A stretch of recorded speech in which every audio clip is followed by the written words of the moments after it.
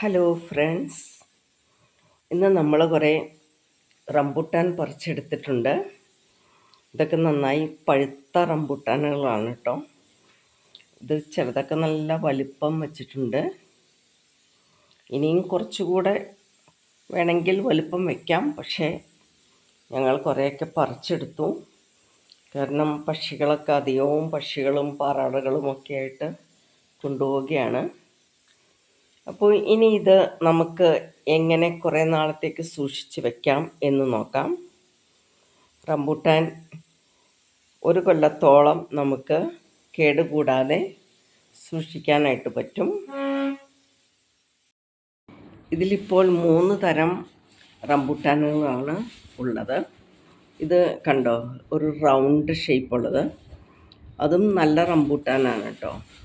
നല്ല മധുരമുണ്ട്, അതേസമയം ചെറിയൊരു പുളിയുമുണ്ട്. നമ്മൾ മുന്തിരിയൊക്കെ കഴിക്കണ പോലെ ഇരിക്കും. നല്ല ടേസ്റ്റാണ് അതിനും. പിന്നെ യെല്ലോ കളറുള്ള റംബൂട്ടാനുണ്ട്, ഇതിൽ N80 ഉണ്ട് തന്നെ. പിന്നെ ഇത് റെഡ് കളറുള്ളത്, അതും N80 തന്നെയാണ്. അപ്പോൾ ഞാൻ പറഞ്ഞു വരുന്നത്, ഒരു വീട്ടിൽ കുറച്ചെങ്കിലും സ്ഥലമുണ്ടെങ്കിൽ ഒരു റംബൂട്ടാനെങ്കിലും നട്ടിടണം കേട്ടോ. നല്ലതാണ്, നമ്മുടെ കുട്ടികൾക്കൊക്കെ വീട്ടിൽ നിന്ന് തന്നെ പറിച്ച് കഴിക്കാൻ പറ്റിയ ഒരു ഫ്രൂട്ടാണ്. ഇതിന് ഒത്തിരി പരിചരണം, വളം അങ്ങനെയൊന്നും ആവശ്യമില്ല. നമ്മുടെ വീട്ടിലുണ്ടാകുന്ന വളവും വെള്ളവും ഒക്കെ ഒഴിച്ചു കൊടുത്താൽ മതി. അപ്പോൾ ഇനി ഇതെങ്ങനെയാണ് നമ്മൾ ഒന്ന് പ്രിസർവ് ചെയ്ത് എടുക്കുന്നതെന്ന് കാണിക്കാം.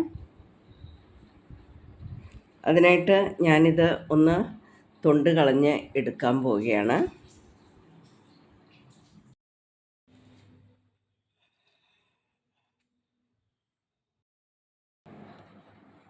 റംബൂട്ടാൻ ഞാനൊരു സിപ്പ് ലോക്ക് കവറിൽ ആക്കിയിട്ടുണ്ട്.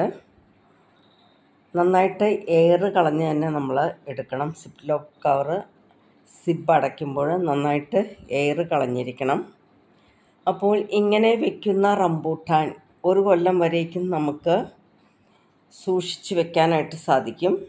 ഇത് നമ്മൾ ഫ്രീസറിലാണ് സൂക്ഷിച്ച് വെക്കേണ്ടത്, ഫ്രിഡ്ജിലല്ല.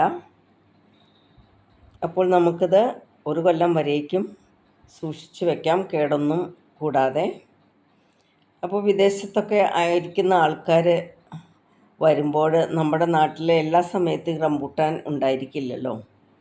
അപ്പോൾ നമുക്ക് അവർക്ക് കൊടുക്കുവാനൊക്കെ ആയിട്ട് ഇങ്ങനെ സൂക്ഷിച്ച് വെക്കാനായിട്ട് സാധിക്കും.